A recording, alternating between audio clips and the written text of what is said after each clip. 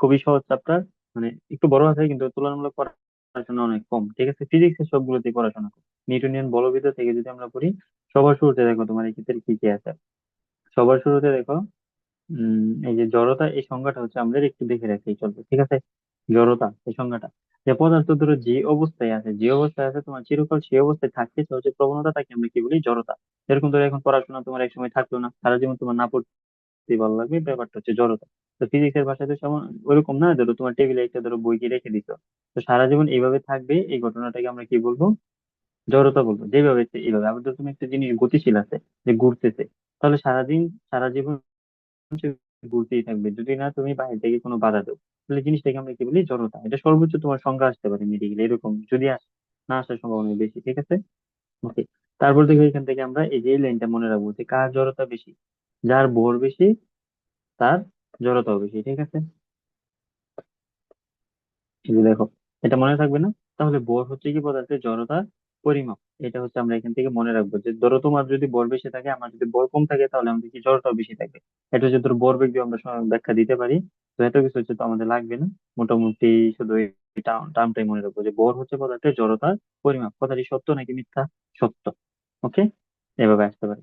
তারপর হচ্ছে যে স্পর্শ বলের ক্ষেত্রে উদাহরণটা দেখো, স্পর্শ বল কি? যে কোনো কিছুর সাথে সংস্পর্শে থেকে যে বলটা তৈরি হবে তাকে তোমরা স্পর্শ বল বলতো। স্পর্শ বলের শুধু উদাহরণটা জানবা, এটা তো মোটা কেন? ওকে, তাহলে এইখান থেকে আমরা কি করবো? জাস্ট উদাহরণটা বলবো, যেমন ঘর্ষণ বল, সংঘর্ষের বল, সৃষ্ট বল এবং টানা বল। মানে যেই ধরনের বল, বল তো আমরা পড়ছি তাই না? বল মানে কি? কোনো কিছুর হচ্ছে অবস্থান যে পরিবর্তন করতে পারে তাকে কি বলি আমরা? বল বলি। যেরকম হচ্ছে তুমি ধরো পড়তেছো, আচ্ছা তোমাদের বারবার পড়তেছে না বলতে কি, তোমরা প্রচুর পড়তেছো, ঠিক আছে, তুমি না, ধরো আমি পড়তেছি না, আমি চুপচাপ বসে আছি। তাহলে এই যে যে আমার একটা অবস্থা, এই অবস্থাটা যদি আমি পরিবর্তন করতে চাই, ধরো সারা জীবন, সারা দিন 24 ঘন্টা ধরে আমি চেয়ারে বসে আছি, আমার এই অবস্থাটা পরিবর্তন করতে হলে আমাকে কি কি করতে হবে? কেউ এসে ধরো আমার হাত ধরে টান দিবে, অথবা ধরো একটা ট্রাক এসে ধরো আমার ধাক্কা দিয়ে নিয়ে গেল। তার মানে ওভারঅল কি করতে হবে? আমার উপর একটা বল প্রয়োগ করতে হবে। তো যে জিনিসটা প্রয়োগ করে তুমি ধরো একটা জিনিসের গতির পরিবর্তন করতে চাও অথবা করো, ওই জিনিসটাকে আমরা কি বলি? বল বলি। এখন এই বলের ক্ষেত্রে ডিরেক্ট তুমি যদি কোনটাকে, দুইটা জিনিসের কোনটাকে গিয়ে যে কাজটা করবা, তাকে আমরা বলবো স্পর্শ বল, আর যদি কোনটাকে না লাগে, অস্পর্শ বল। তাহলে স্পর্শ বলটা মনে রাখবো আমরা, অস্পর্শ বল তো মনে রাখার দরকার নাই, একটা মনে রাখলে বাকিটা অটোমেটিক মুখস্থ হয়ে যাবে। ঠিক আছে, ওকে। তারপর দেখো এই যে এখানে বলের সংখ্যাটা আমরা চলে আসে, যে বাহ্যিক বস্তুর, স্থির বস্তুকে হচ্ছে গতিশীল এবং গতিশীল বস্তুর অবস্থান পরিবর্তন ঘটায় বা ঘটাবার চেষ্টা করে, তাকে আমরা কি বলি? বল বলি। শুধু ডেফিনেশনটা পড়বা, আর কিচ্ছু লাগবে না এখান থেকে। এরপর আসলে যে এইখান থেকে আমাদের লাগবে কি বলের এই বৈশিষ্ট্যগুলো লাগবে, কিসের জন্য? সত্য মিথ্যার জন্য। যেরকম দেখো, প্রযুক্ত বল কোনো স্থির বস্তুকে হচ্ছে গতিশীল করতে পারে। গতিশীল করতে পারে তার মানে কি, বলের কি ত্বরণ সৃষ্টি করতে পারে বল।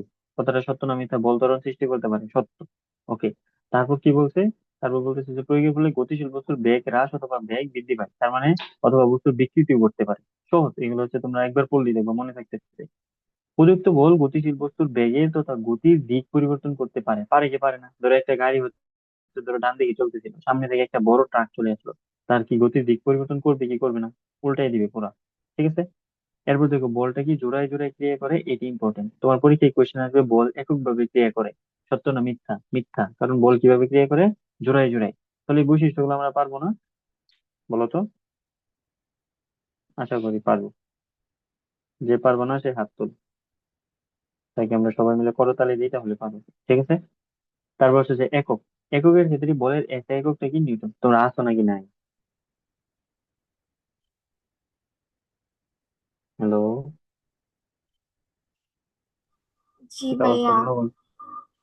ও আচ্ছা, একটা সমস্যা হলে বললো, আমি তো না হলে পড়াইতেই থাকবো, হঠাৎ করে দেখবো তোমরা না একা একাই পড়তে। ঠিক আছে, কেউ বলে না, সবাই চুপ হয়েছিল। হম, কিন্তু মাঝে মধ্যে তো রেসপন্স করি, তাহলে ভাববো যে আমি একা একাই আছি। তবে বলের এককটা আমাদের এই বৈশিষ্ট্যগুলো বুঝছো, এই বৈশিষ্ট্যগুলো আমাদের লাগবে সত্য মিথ্যার জন্য, এবং একক লাগবে। একটা একক কি? এফপিএস। একক কি? এফপিএস মানে কি?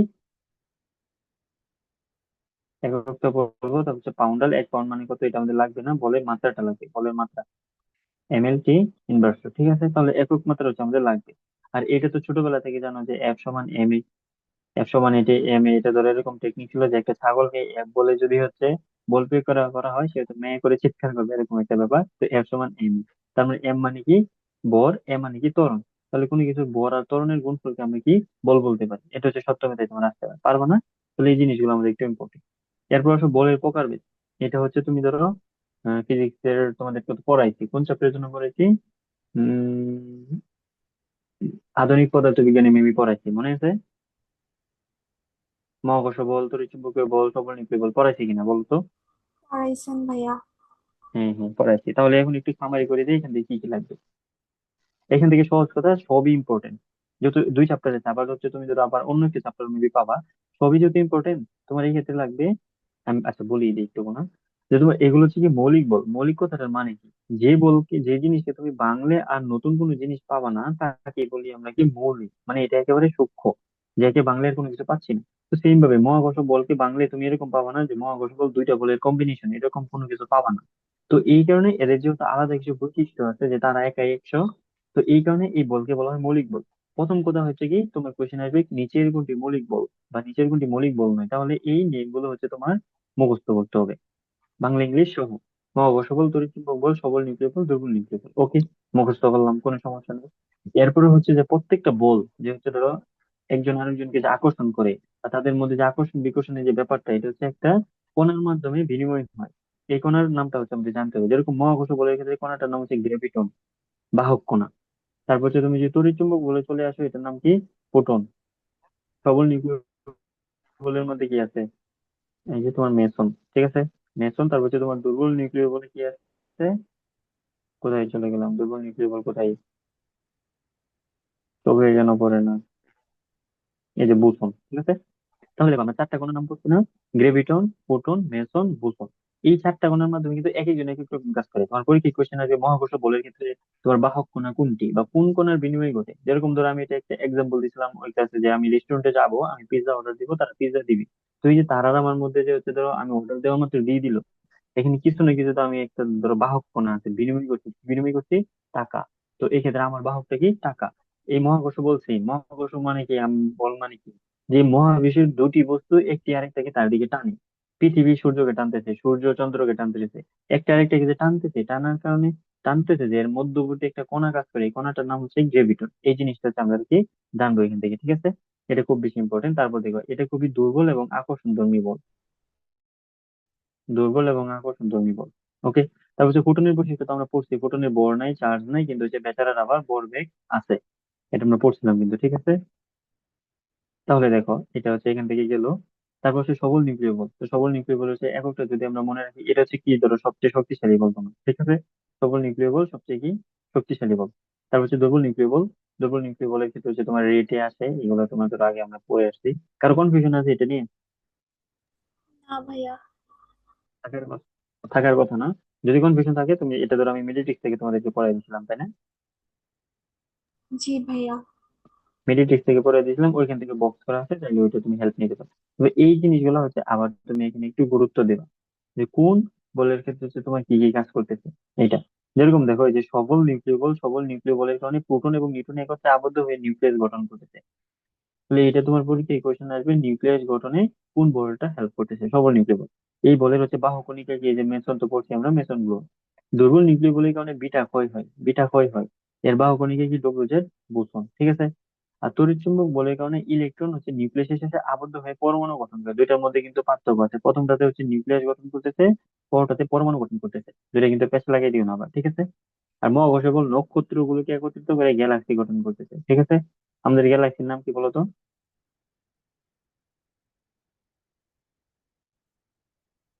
নাম কি?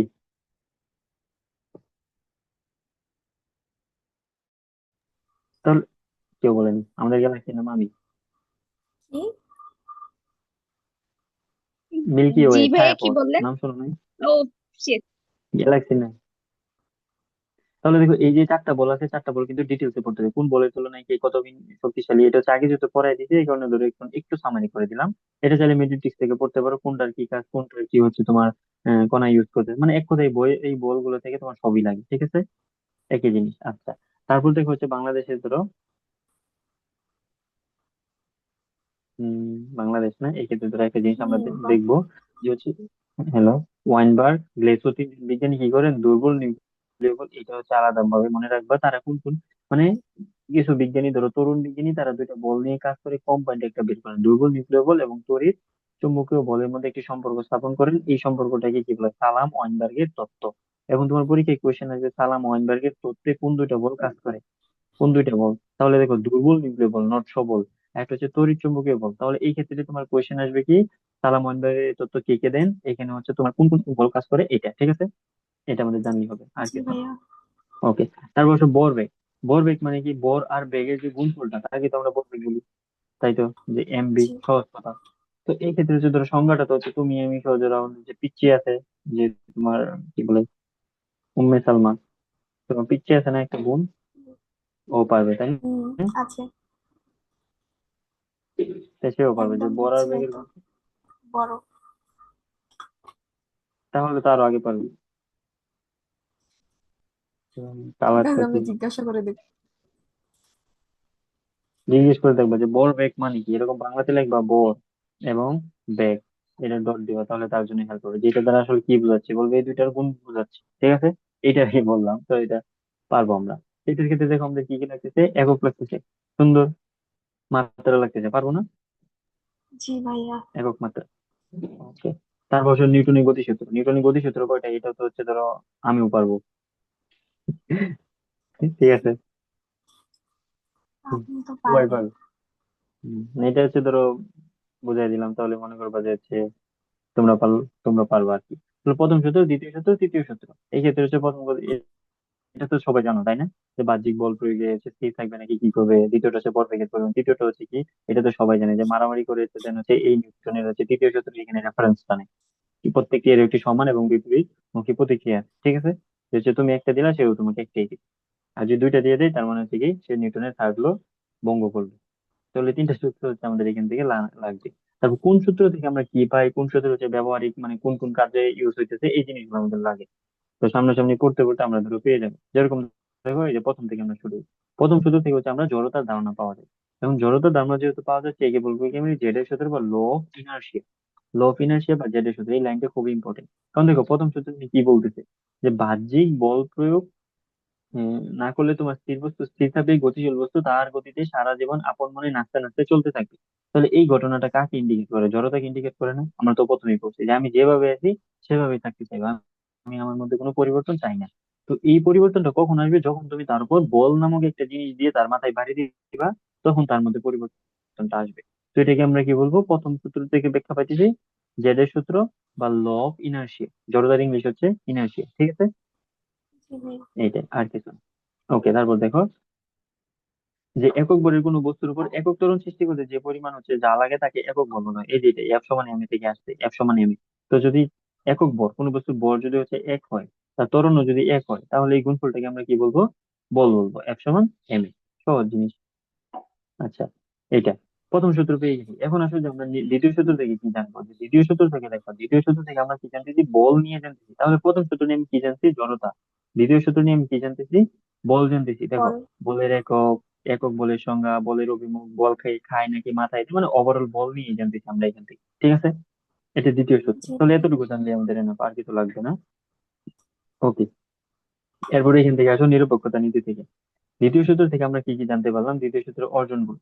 এই যে অর্জনগুলো দেখো, আল্লাহ চিঠি, তারে বা, ঠিক আছে। এখান থেকে দেখো, যে বস্তুর ত্বরণ হচ্ছে প্রযুক্ত বলে সমানুপাতিক হয়। ত্বরণ প্রযুক্ত বলে সমানুপাতিক হবে না তো কি হবে, দেখো এফ সমানুপাতিক তার মানে এফ সমানুপাতিক এ না, সূত্র থেকে তো আসতেছে, তাই জি। তো। বলের ক্রিয়া বন্ধ হয়ে গেলে বস্তুটি ত্বরণ বা মন্দন থাকবে না, স্বাভাবিক সূত্রে আমাকে কথা কি বলে, বলের অভিমুখ ত্বরণের অভিমুখ একই। আমি একজনকে উত্তরে ধাক্কা দিয়ে দিচ্ছি, সে কি দক্ষিণে যাবে, উত্তরেই যাবে, তাহলে উত্তর বরাবরই তার কি ত্বরণ হবে।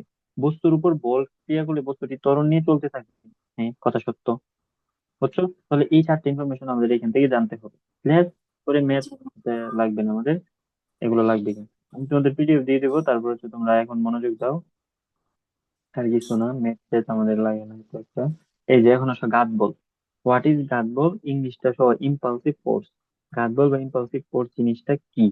দেখো, গাদ বল দিন শেষে সে কি, সে একটা দিন শেষে বল। এই বলের ক্ষেত্রে তোমার ক্রাইটেরিয়াটা কি হচ্ছে দেখো।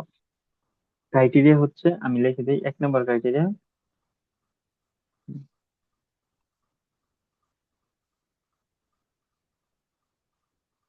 খুব অল্প সময়, খুব অল্প সময়, খুব বড় মান।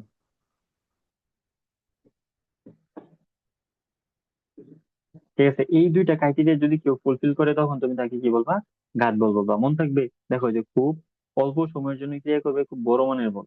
এটা একটা এক্সাম্পল দিই। এক্সাম্পল হচ্ছে ধরো কেউ আরামসে বসে আছে, ঠাস করে কি হামার দিয়ে একটা ধরো জোরে বাড়ি মেরে চলে আসলো খুব কম সময়ের মধ্যে, তাহলে এই বলটা কি হবে? গাছ বল। বাসা এক্সপেরিমেন্ট করতে পারো কেউ চাইলে, ইম্পালসিভ ফোর্স। ঠিক আছে, এই যে ব্যাডমিন্টন খেলার ক্ষেত্রে, ব্যাডমিন্টন খেলার ক্ষেত্রে ঠাস করে, বা টেবিল টেনিস, ব্যাডমিন্টন যাই করে বলো না কেন, বা হচ্ছে তুমি যদি বই থেকে আমরা সুইচ যখন অফ করি ঠাস করে অফ করে দিই, তো এই জিনিসটা। ঠিক আছে, এখন দেখো একটা ঘাত বল আর একটা বলের ঘাত, ইম্পালসিভ ফোর্স আর একটা হচ্ছে কি ইম্পালসিভ ফোর্স, ইংলিশও মনে রাখতে হবে। তো দেখো ঘাত বল বলের ঘাত নিয়ে তো আমাদের পার্থক্যতা আছেই, তারপরও ঘাত বলটা কিন্তু একটা বল ছিল, কিন্তু বলের ঘাতটা কি? বল না। বলের ঘাত হচ্ছে বল এবং বলের যে ক্রিয়াকাল, বল কতক্ষণ ধরে ক্রিয়া করতেছে তাদের গুণফলকে আমরা ইম্পালস অফ ফোর্স বা কি বলবো, বলের ঘাত বলবো। যেরকম তুমি এখানে দেখতেছো জে সমান এফ টি, এফ টি মানে হচ্ছে বলের সাথে তুমি সময়কে গুণ দিয়ে যেটা পাচ্ছ সেটা হচ্ছে বলের ঘাত। আর তোমার ঘাত বল কি ছিল? সে হচ্ছে নিজে একটা বল ছিল, তার ক্রাইটেরিয়া কি? সে হচ্ছে কম সময় ক্রিয়া করবে এবং ভাইয়া, খুব আর একটু রিপিট করা যাবে? আমি ঠিকভাবে শুনতে পাইনি হাত বলটা। কোন ঘাত বল। জি। আচ্ছা, ঘাত বলটা লিখে দিয়েছি যে ঘাত বলটা ওভারঅল সে দিন শেষে সে একটা বল। ঠিক আছে, কিন্তু তার দুইটা শর্ত। সে খুব অল্প সময় ক্রিয়া করবে এবং খুব বড় মানে। ধরো হঠাৎ করে তুমি একজন ধরো বসে আছে, হঠাৎ করে একটা হ্যামার নিয়ে গিয়ে ওর মাথায় খুব জোরে একটা বাড়ি মারছো খুব কম সময়ের মধ্যে, তাহলে ক্রাইটেরিয়াটি কি? খুব বড় মানের একটা বল প্রয়োগ করছো খুব অল্প সময়ের মধ্যে, তাহলে এই তখন গিয়ে তুমি তাকে কি বলবা? ঘাত বল বলবা। দেখো আরেকটা এক্সাম্পল দিই তোমাদের। ধরো এই হচ্ছে তোমার সামনে একটা ব্লক, বা হচ্ছে ধরো একটা, ধরো তার কোনো একটা বড় বস্তু 1000 কেজি। একে তুমি যদি কন্টিনিউয়াসলি ধাক্কাইতে থাকো, তার উপর তুমি কন্টিনিউয়াস বল প্রয়োগ করতেছো না, বল প্রয়োগ করতেছো, তখন কি এটা ঘাত বল হবে? হবে না, কারণ এখানে তুমি অনেক সময় ধরে প্রয়োগ করতেছো। আমাদের শর্ত কি? অল্প সময় হতে হবে, বুঝছো? এটা হচ্ছে ঘাত বল। এখন বুঝছো? হুম, বুঝছো কিনা? বোঝো নাই? জি ভাইয়া, বুঝেছি। আচ্ছা, তাহলে গাঁট বলটা হচ্ছে দিন শেষে একটা বল, আর বলের গাঁটটা কি? বলের গাঁট হচ্ছে তোমার বলকে যদি তুমি সময় দিয়ে গুণ দেও, এফ গুণ টি, এফ গুণ টি, তখন এই জিনিসটাকে তুমি কি বলবো? বলের গাঁট। তাহলে এটা আমরা মনে রাখবো। আর বলের গাঁটটা হচ্ছে ভরবেগের পরিবর্তনের সমান। ভরবেগের পরিবর্তনের সমান তুমি M V, M V nought মানে আগের ভরবেগ এবং শেষের ভরবেগ, এই দুইটার যে পার্থক্য তাকে আমরা কি ধরো বলের ঘাত বলতে পারি। বা সহজ কথায় রাশিমালা কি? যে সমান সমান এফ ক্রস টি। ঠিক আছে, এখন দেখো এখানে আবার ধরো আমি যে কথাগুলো বলছি এটা তারা হচ্ছে পার্থক্যের মধ্যে দিয়ে রাখছে, এটা আমরা যদি আবার রিডিং দিই তাহলে ইজি হয়ে যাবে। দেখো বলের ঘাত হলো সে নিজে দিন শেষে সে কি একটা বল, সরি, ঘাত বল ওটা বলে বলছি। দেখো বলের ঘাতটাকে দিন শেষে বল এবং বলের ক্রিয়াকালের যে গুণফল, এটাকে আমরা কি রে ভাই, কি সমস্যা, নিচে চলে গেছে। ওকে, তাদের যে গুণফল একে বলতেছি আমি কি? বলের ঘাত। আর হচ্ছে আলটিমেটলি তোমার ঘাত বলছে কি? দিন শেষে একটা বড় মানের একটা বল, আর কিছু না। তার শর্ত হচ্ছে দুইটা, যে বড় মানের হবে এবং কম সময়, কিন্তু বল তো, তাই না? আর একটা হচ্ছে তোমার বল এবং সময়ের গুণফল, তাহলে এক হইলো, এক তো হইলো না। এটা আর কি। 2 নম্বর কি বলতে, ঘাত বল হচ্ছে বলের ঘাত সৃষ্টি করে। বল না থাকলে তো হচ্ছে তুমি বলের ঘাত পাবা না। ওকে, এটা আর কি। তাহলে বল বেশি হলে তোমার হচ্ছে ঘাতও বেশি হবে, কারণ এই যে দেখো এখানে রাশিমালা দেখো, এফ এর মান যদি বাড়ে, এফ এর মান বাড়লে তাহলে জে এর মান বাড়বে না? অবশ্যই বাড়বে, হুম, তাই না? জি। ওকে, তারপর দেখো এদের ক্ষেত্রে যদি এই যে এইগুলা লাগবে, এককটা দেখো, গাঁট বলের একক কি? বলের গাছের একক। ঠিক আছে, ওকে, এটা আমাদের লাগবে। আর কিছু এখান থেকে দরকার নাই। মেথড দিতে আমি কোনো পরে দেখবো।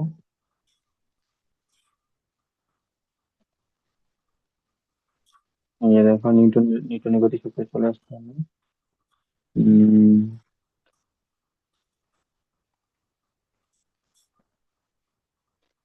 দেখো এটা খেয়াল রাখো যে ঘাত বল সমান সমান ভরবেগের পরিবর্তন, ক্রিয়া সমান প্রতিক্রিয়া, এটা হচ্ছে নিউটনের তৃতীয় সূত্র। তো তৃতীয় সূত্রে কি বলে? অ্যাকশন আর রিঅ্যাকশন কি থাকবে? Same and opposite. ঠিক আছে, অ্যাকশন রিঅ্যাকশন কি থাকবে? সেম আর কি অপোজিট থাকবে। ঠিক আছে, অপোজিট ডিরেকশন আর কি। তারপর হচ্ছে নিউটনের গতিসূত্রের ব্যবহার। এই ক্ষেত্রে তুমি কি পড়বা? কিচ্ছু পড়বা না, শুধু হচ্ছে নাম পড়বা, যে কোথায় নিউটনের গতিসূত্র দেখা যায়। ঘোড়ার গাড়ি চলে, নিউটনের গতিসূত্র দেখা যায় কি? দেখা যায় না। নৌকার গুণটা না বুঝো না? যে হচ্ছে কালকে কালকে আমাদের টপিক ছিল যে একটা নৌকা মাছ দিয়ে চলতেছে, তুমি রশি দিয়ে নদীর পাড় দিয়ে হাতে ধর টেনে টেনে নিয়ে যাচ্ছ, আর পিছনে একজন বসে এটা ডিরেকশনটাকে মেনটেন করতেছে, এটা হচ্ছে নৌকার গুণটানা। এখন নৌকার গুণটানা কখন সহজ? যখন হচ্ছে তোমার দড়িটা লম্বা হবে। ঠিক আছে, লন রোলার কি ঠেলা সহজ না টানা সহজ বলো তো? টানা। টানা টানা শর্ত সহজ। খেলা করছে। আচ্ছা হবে টানা শর্ত এটি। তাহলে এই ক্ষেত্রে হচ্ছে তোমার ধরো শুধু হচ্ছে নামগুলো সত্য মিথ্যার জন্য আসবে, বা হচ্ছে সত্য মিথ্যা না এই সরাসরি আসতে হবে নিচের কোনটির ক্ষেত্রে নিউটনের গতি যদি দেখা যায়। তাহলে দেখো হচ্ছে তোমার বন্দুক থেকে গুলি ছোড়া, তারপর হচ্ছে পাখি আকাশে ওঠা, মহাশূন্য হচ্ছে তোমার রকেটের গতি, এই জিনিসগুলো ঠিক আছে। জি এটা আর ভাইয়া। না। এখন রকেটের গতির ক্ষেত্রে হচ্ছে হ্যাঁ বলো। বলছি জি ভাইয়া। আচ্ছা হ্যাঁ ঠিক আছে। রকেটের ক্ষেত্রে তোমার জ্বালানি হিসেবে কি ইউজ করতেছে, এই লাইনটা আমাদের ইম্পর্টেন্ট, তরল হাইড্রোজেন এবং কি তরল অক্সিজেন, তরল হাইড্রোজেন এবং তরল অক্সিজেন এটা হচ্ছে আমরা জ্বালানির জন্য ইউজ করি। এটা হচ্ছে এক্সট্রা আমাদের মনে রাখতে হবে। ওকে। আর তেমন কিছু না, তারপর আসলে এই চ্যাপ্টারটা আগে পড়ো নাই গিয়ে বলো তো। আমি মানে সব পড়ি নাই, সিলেক্টিভ কিছু পড়ছি। এখন সিলেক্টিভ বলতে এখন যতটুকু দেখাচ্ছি এটা মনোযোগ দিয়ে দেখো, বইটা পড়বা ক্লাস শেষে, তারপর হচ্ছে ধরো সুন্দরভাবে বইটা পড়ার পর স্ট্রাকচারের অনুশীলনী নিয়ম থেকে সবগুলো সলভ করে ফেলবা। এতেই তোমার 100% প্রিপারেশন হয়ে যাবে। আর তপন স্যারে থাকে, তপন স্যারের সর্বোচ্চ তুমি 20 থেকে 25 টাইম পাবা, কারণ ওনার সবই ম্যাথ, তো ম্যাথ গুলো স্কিপ করবা। ওকে। তাহলে দেখো নিউটনের গতিসূত্রের সীমাবদ্ধতা, নিউটনের গতিসূত্রের কিছু সীমাবদ্ধতা আছে। সীমাবদ্ধতা হচ্ছে কি, প্রথম সীমাবদ্ধ, যে সকল বস্তুর ভর খুবই কম তাদের ক্ষেত্রে তোমার এই নিউটনের গতিসূত্রটা প্রযোজ্য নয়। বুঝছো, যাদের ভর কম তাদের ক্ষেত্রে সেই যে প্রযোজ্য নয়, এটা হচ্ছে আমাদের জানতে হবে, তাদের ক্ষেত্রে সে প্রযোজ্য নয়। ক্লিয়ার। সে কাদের ক্ষেত্রে, তো এই যে এখান থেকে একটা দেখো, বস্তু ত্বরণ খুবই কম, যে এই লাইন, এক সেকেন্ড, এই যে এটাই। ক্ষুদ্র ভর এই যে 10⁻30 কেজি যদি, এই যে এখানে হচ্ছে 10⁻31 কেজিটা মনে রাখবা। আর দেখো ত্বরণটা কত, বস্তুর ত্বরণ যখন খুবই কম, বস্তুর ত্বরণ যখন খুবই কম, যে 10⁻10, 10⁻10 এর চেয়ে যখন কম, 10⁻10 m/2 থেকে যখন কম থাকে তখন কি সেটা ভালোভাবে প্রযোজ্য নয়। তাহলে পারবো না, যখন ভর কম ত্বরণ কম তখন কি আমরা পারবো না। কখন পারবো, শুধুমাত্র পারবো হচ্ছে স্থির কাঠামো এবং সমবেগে যদি চলতে থাকে, স্থির কাঠামো বা সমবেগে। কারণ হচ্ছে আমাদের কাঠামো কি ছিল, জড়বস্তুর কাঠামো, জড় কাঠামো, অজড় কাঠামো। তো জড় কাঠামোকে আমরা কি বলতাম, আবার নিউটনের কাঠামো বলতাম, মনে আছে না? জি ভাইয়া। তাহলে এখান থেকে যা দেখা দিচ্ছি তাই করবো। এই টেন ইনভার্স টেন নিয়ে কিন্তু হচ্ছে কনফিউজ হয়ে যাবে। এখানে কি লাগছে, 10⁻10 m/2, মানে এর চেয়ে কি বোঝাচ্ছে, ছোট বোঝাচ্ছে। এখন যদি তোমার এই ডিরেকশন চিহ্ন দিয়ে দেয়, এটাও 10⁻10 থাকবে, তখন কিন্তু হচ্ছে ধরো একদম হলে আবার নার্ভাস হয়ে যাবে, ঠিক আছে। তো এটা আমি একটু আলাদা অ্যাটেনশন দিবা এই জিনিসটার প্রতি। ওকে। জি তারপর ভাইয়া। আছো যে বলের প্রকৃতির ক্ষেত্রে হচ্ছে ক্ষেত্রটা কি, যে কোনো কোনো কিছু হচ্ছে তড়িৎ ক্ষেত্রটা কি। ক্ষেত্র মানে হচ্ছে তোমার ধরো যেই অঞ্চল জুড়ে তার ধরো প্রভাবটা বিস্তার করে, ধরো হচ্ছে আমাদের এলাকার একজন চেয়ারম্যান, তার ধরো এই ভৌগোলিক এরিয়ার ভিতরে হচ্ছে তার প্রভাবটা বিস্তার করে, তাহলে এই এরিয়াটাকে বলবো তার ক্ষেত্র। তো সেম ভাবে তোমার হচ্ছে বল যতটুকু পর্যন্ত ক্রিয়া করতেছে তাকে বলবো বলের ফিল্ড, মানে যেখানে সে খেলাধুলা করবে তার মাঠ, তার ক্ষেত্র, বেসিক জিনিস। আর যেখানে হচ্ছে মহাকর্ষ বল ক্রিয়া করবে তাকে আমরা বলবো কি মহাকর্ষ ক্ষেত্র। এটা তোমার জানার জন্য জানা, মানার জন্য মানা। এখান থেকে হচ্ছে তোমার পরীক্ষায় কি আসবে, কিছু আসবে না, ঠিক আছে। তারপর সে যে তড়িৎ ক্ষেত্র পাবো ভাইয়া, বলে। হুম। হ্যালো। হ্যাঁ বলো। ভাইয়া, তপন স্যারের এমসিকিউর যে কথাটা বললেন, মানে 20-25টা পাবো, কিন্তু ধরেন পড়তে গেলে অনেকগুলাই তো, মানে সবগুলাই তো পড়ে পড়ে যাওয়া লাগে। পড়তে পড়তে দেখি যে মানে বেশিরভাগই বাদ যায়, অনেকগুলো টাইম ওয়েস্ট হয়। তো এক্ষেত্রে মানে কি করবো, একটু যদি বলতেন। এক্ষেত্রে হচ্ছে তুমি ধরো মানে কি বলে, উন্মেষের বইটা এক্ষেত্রে ভালো ছিলাম যখন পড়তাম, যে ওরা হচ্ছে ম্যাথ গুলো শুরুতেই বাদ দিয়ে দিত, যে কোনগুলো ম্যাথ গুলো লাগবে কোনগুলো লাগবে না। আর তুমি ওভারঅল যখন তখন সেটা পড়তেছো, পড়ার ক্ষেত্রে যখন শুরুর দিকে পড়বা তখন মোটামুটি তো কলম টলম থাকেই, যেটা দেখবা তোমার বড় মানে ম্যাথের একটু নামেরিক্যাল ভ্যালু দিয়ে রাখছে শুরুতেই, বাদ। ঠিক আছে, শুরুতে ওটা বাদ দিয়ে রাখবা। তোমার প্রথম প্রায়োরিটি হচ্ছে স্ট্রাকচার, তুমি সবার আগে হচ্ছে স্ট্রাকচারটা কমপ্লিট করবা, কমপ্লিট করে দেন হচ্ছে তপন স্যার যখন সুইচ করতেছো তখন তুমি দেখলে একটা বড় ম্যাথ অপশনও পড়ার দরকার নাই, ক্রস দিয়ে রেখে দেবে, ঠিক আছে। প্রথমবার একটু ধরো টাইম ওয়েস্টিং হ্যাঁ, হবে, যে কিন্তু তোমার অনেক দেখা ছোট গেছে। ছোট ম্যাথ দেখা যায় করার সময় অনেক মানে বড় ক্যালকুলেশন হয়ে যায়, ওগুলাও তো বাদ দেওয়া লাগে না, কিন্তু ওটা তো বুঝতে হ্যাঁ পারি হ্যাঁ। না ফার্স্টের দিকে।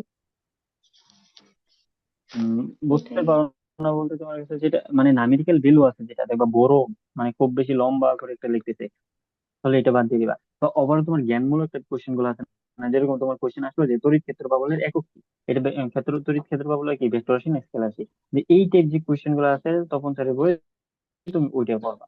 আর যদি ম্যাথ রিলেটেড কোনো কিছু দেয় তোমার এখান থেকে পড়ার দরকার নেই আপাতত, ঠিক আছে। কারণ তপন স্যার থেকে তোমার ম্যাথ, তপন স্যারের সহজ কোনো ম্যাথ দেয় না উনি, ওনার ম্যাথ গুলো সব বুয়েটে হ্যাঁ, ভার্সিটির এগুলা ম্যাথ, ওনার থেকে ম্যাথ আসবে উনি, বুঝছো।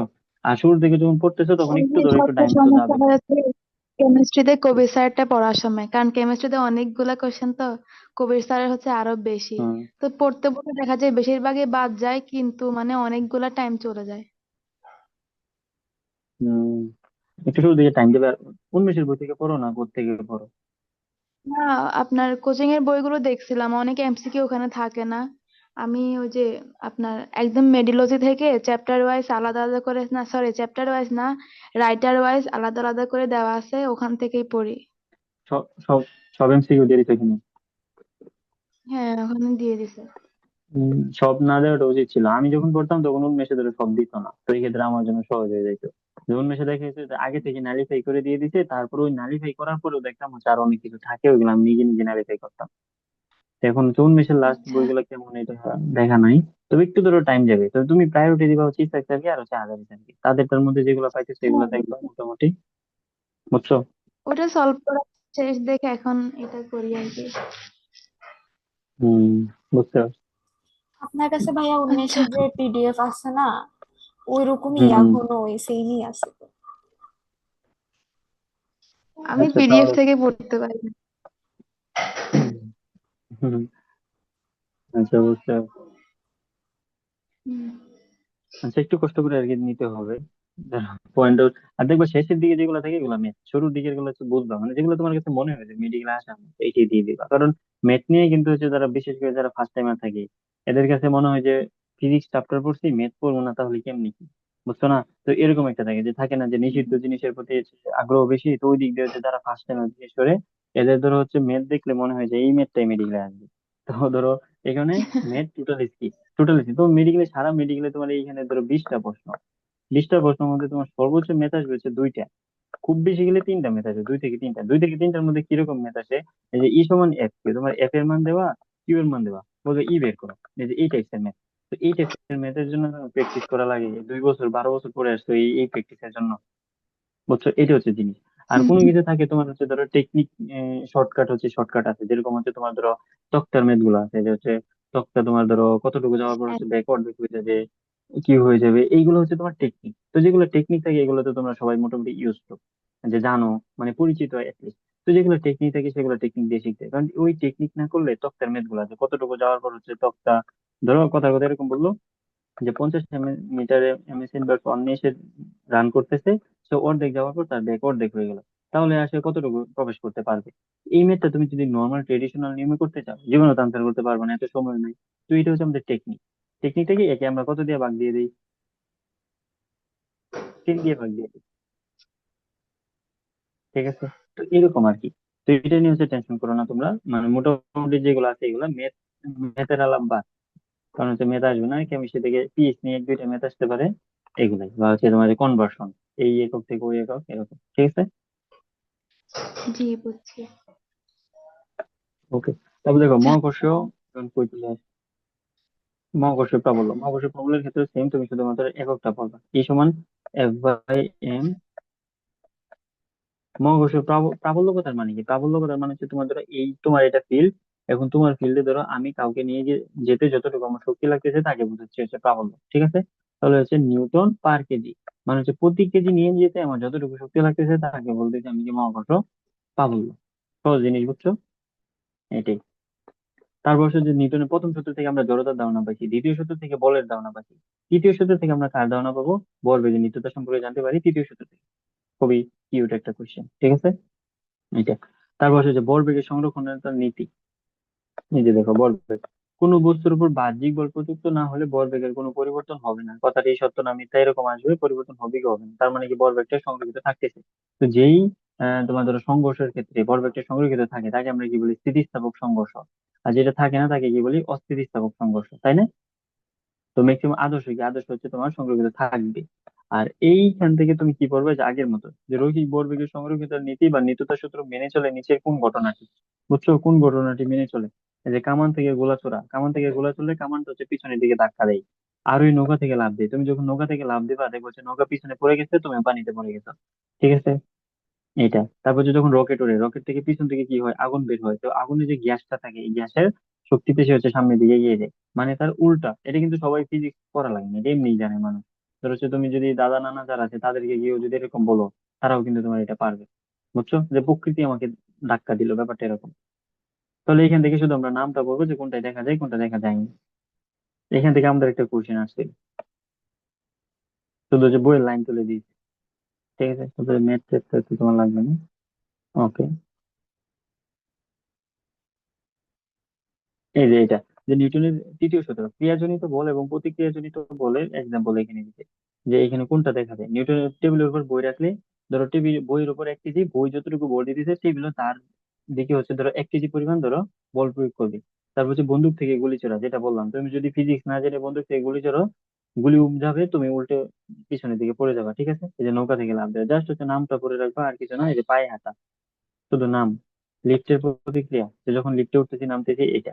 এখন আসলে এটা একটু বোঝার আছে আমাদের এখান থেকে। লিফটে তো আশা করি সবাই উঠছো, তাই না?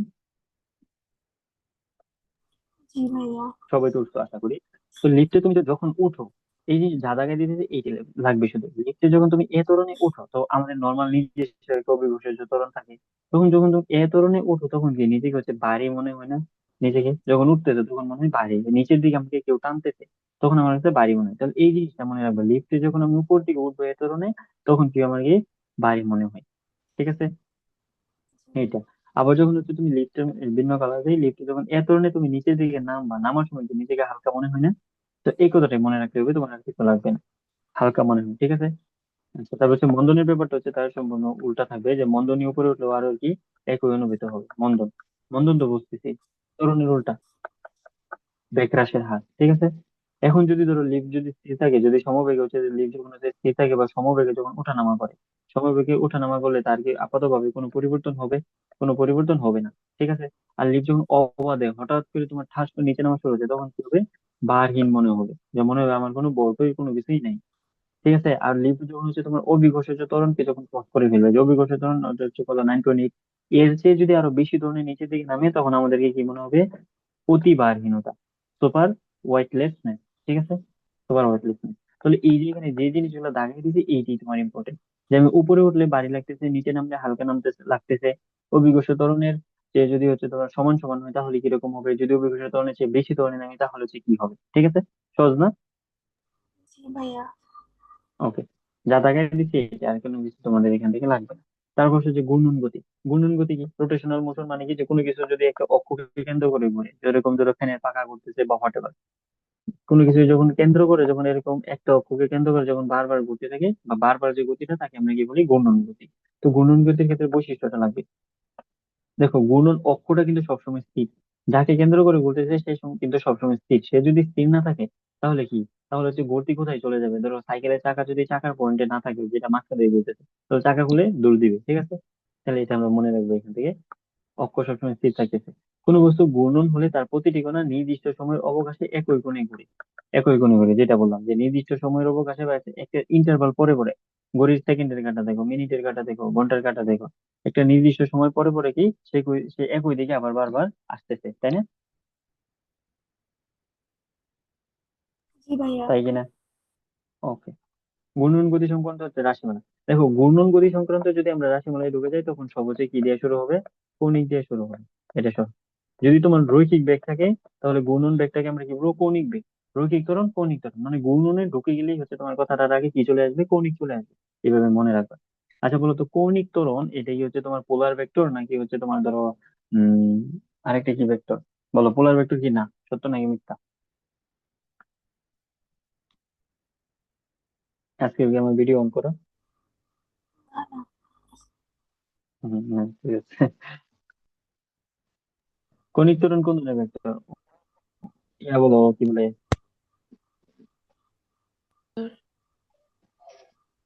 বলো। অক্ষীয় ভেক্টর। পোলার নাকি না, পোলার নাকি অক্ষীয়? পোলার না। পোলার না, অক্ষীয়, তাই তো। এটা বলছিলাম কি, যদি কৌণিক দিয়ে থাকে তাহলে সবগুলো অক্ষীয়। এটা কিন্তু কালকে আমাদের ভেক্টরের পড়াশোনা। ঠিক আছে। ওকে। হুম। আর এই ক্ষেত্রে তো তোমাকে বললাম যে হচ্ছে তোমার যাই আসবে, যদি স্মরণ ঘটে রৈখিকে, রৈখিক আর গুণন, তাই তো। তো রৈখিকের ক্ষেত্রে রৈখিকই থাকবে, বা কোনো কিছু আমরা বলিও না। যেরকম আমরা নর্মালি যদি স্মরণ বলি, স্মরণ বলতে তুমি আমি কি ইন্ডিকেট করি? বাই ডিফল্ট রৈখিক। বাই ডিফল্ট হচ্ছে কি আমরা রৈখিক স্মরণ ইন্ডিকেট করি। কিন্তু যদি হচ্ছে গুণনের ক্ষেত্রে ইউজ করি, তখন কি আমি কি বলে দিব? কণিক বলে দিব তোমাকে। কারণ হচ্ছে বাই ডিফল্ট একটা জিনিস তো আছে, যে বাই ডিফল্ট বলে তো একটা জিনিস আছে, তাই না? আচ্ছা, একটা লিখি সরণ আর একটা লিখি ত্বরণ। যাই হোক, একই কথা বোঝানোর জন্য। এটা আবার হচ্ছে বাঘ দিয়ে কি নাকি ইকুয়েশন বের করে বসাতে বা মুছে দিলাম। ঠিক আছে। তাহলে যদি আমরা নর্মালি যেটা ইন্ডিকেট করি এটা দ্বারা রৈখিক বোঝায়, আর যদি কৌণিক কথাটা আগে বলে দিই তাহলে সেটা কি হয় আমাদের, সেটা হচ্ছে গিয়ে গুণনের ক্ষেত্রে মনে থাকবে।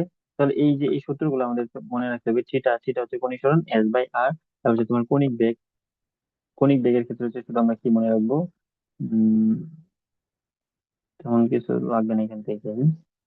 সময় ব্যবধান শূন্যের কাছাকাছি হইলে কৌণিক বেগ, এটা লাগবে না। শেষে হচ্ছে আমাদের লাগবে এই যে কোথায় চোখে পড়েও পড়তেছে না, দাঁড়াও, ও না পিছনে আছে পরে। আচ্ছা, এখান থেকে লাগবে হচ্ছে আমাদের শুধুমাত্র কণিক বেগের মাত্রাটা লাগবে 3%, ঠিক আছে?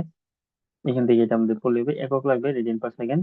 এটা কিন্তু যারা ফিজিক্স করছে তারা এই ক্ষেত্রে জানো যে হচ্ছে তোমার ধরো এসে না রেখা যখন হচ্ছে থিটা মিটা দিয়ে আমরা করতাম তখন আমাদের কি নিয়ে নিতে হতো, রেডিয়ান মোডে নিয়ে দেন হচ্ছে অঙ্ক করতে হতো। মনে আছে না, নাকি বলে গেছো? তাহলে এই ক্ষেত্রে এককটা কি রেডিয়ান পার সেকেন্ড, মাত্রাটা কি 3%, ঠিক আছে? তারপর দেখো এই যে আরেকটা জিনিস, ওমেগা সমান সমান ওমেগা, ওমেগা সমান সমান 2 pi N, 2 pi by T, 2 pi N by T, ঠিক আছে? এখন এই যে ওমেগা সমান সমান হচ্ছে তোমার 2 পাই, তারপর হচ্ছে এন দিলাম, এই এন দ্বারা আসলে কি বোঝাচ্ছি, 2 পাই ইন্টু কম্পাঙ্ক, এটা কি, এটা হচ্ছে কি আমাদের কম্পাঙ্ক। এখন এই 2 পাই এই কম্পাঙ্ক কি আমরা কি লিখতে পারি, কম্পাঙ্ককে কি লিখতে পারি, 1/1/টি লিখতে পারি না? 1/টি মানে কি কম্পাঙ্ক, আর হচ্ছে তোমার ধরো পর্যায়কালে একটা একটা ধরো ওটা এরকম লিখতে পারি কিনা। ওমেগা সমান সমান 2 পাই এন বা হচ্ছে 2 পাই বাই টি বা 2 পাই এন বাই টি। টি এর পরিবর্তে হচ্ছে তোমার কতবার ঘুরতেছে, এই যে তোমার টিটা কি, টি এর পরিবর্তে আমরা কি লিখতে পারি, পর্যায়। বা লিখতে পারি পর্যায়কাল। বড় হাতের টি এন বাই টি, বড় হাতের এন মানে হচ্ছে কতবার ঘুরতেছে, টি হচ্ছে তোমার ধরো সময়। তাহলে এই কতবার ঘুরতেছে এটাকে যদি সময় দিয়ে ভাগ করি তাহলে কি আমরা টি পেয়ে যাবো। তাহলে এই সূত্রটি তোমরা বুঝো কিনা, বুঝছি বুঝো না? ভাইয়া। ওকে, তাহলে এটা যদি পারো এখান থেকে দেখবো হচ্ছে আমাদের পরবর্তীতে অনেক ধরো ছোট ছোট ম্যাথ চলে আসে, সেকেন্ডের কাটার কত, ঘন্টার কাটার কত, এরকম চলে আসে। ঠিক আছে।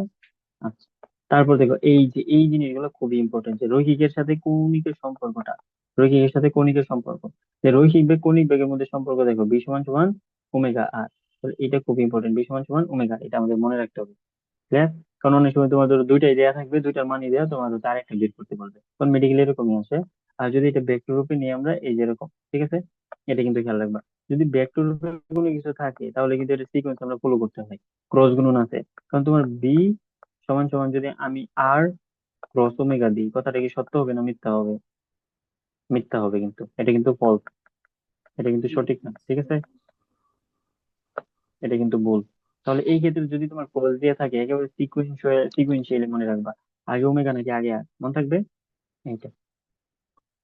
আচ্ছা, তারপর হচ্ছে কণিক ত্বরণ, কণিক ত্বরণ একই জিনিস, যে গুণন বস্তুর যে ত্বরণটা থাকে তাকে আমরা কণিক ত্বরণ পড়বো। এটা হচ্ছে আমরা মাত্রা পড়বো, এটা হচ্ছে আমরা একক সমীকরণ পড়বো। মাত্রা পড়বো, একক সমীকরণ পড়বো, আর কিছু লাগবে না। শেষে হচ্ছে তাদের সম্পর্কটা, রৈখিকের সাথে তার কি সম্পর্ক আছে, ঠিক আছে, এ সমান আলফা আর, ঠিক আছে, এটা পড়বো। একক পড়বা, মাত্রা পড়বা, রৈখিকের সাথে সম্পর্ক পড়বা, দ্যাটস ইট। তিনটা ইনফরমেশন করলে আর কিছু লাগবে না তোমাকে এইখান থেকে। তারপর হচ্ছে ভরবেগ, এটাও তো কি কৌণিক ভরবেগ, হচ্ছে গুণনত বস্তুর যেটা আমরা বের করবো তাকে বলবো কৌণিক ভরবেগ। এটা দেখো এল সমান আর ক্রস পি, আর ক্রস পি, এই ক্ষেত্রে হচ্ছে তাহলে সিকোয়েন্সিয়ালি মনে রাখতে হবে না, আগে আর নাকি আগে পি, এটা হচ্ছে আমাদের এখান থেকে মনে রাখবো আমরা। আর আর পি যদি থাকে তাহলে এটা কি সাইন থিটা নাকি কস থিটা, কালকে ক্লাসে পড়া সাইন থিটা। যদি ডট গুণন থাকতো তাহলে কি হইতো, অস্থিরতা। Cos theta. তারপর হচ্ছে এজ ইউজুয়াল আমরা কি মনে রাখবো, একক মাত্রা মনে রাখবো। এর এককটা হচ্ছে তোমার KG metre square per second, মাত্রা হচ্ছে এমএল স্কোয়ার 3%। তাহলে একক মাত্রা মনে রাখলেই এনাফ, আর কিছু আমাদের লাগতেছে না। এরপর আসলে হচ্ছে তোমার কৌণিক ভরবেগ এবং কৌণিক বেগের মধ্যে সম্পর্ক। তোমার ধরো এখানে জড়তার ভ্রামক চলে আসছে, উম, এটা দিয়ে জড়তার ভ্রামক একটু সামনে পাবো আমরা।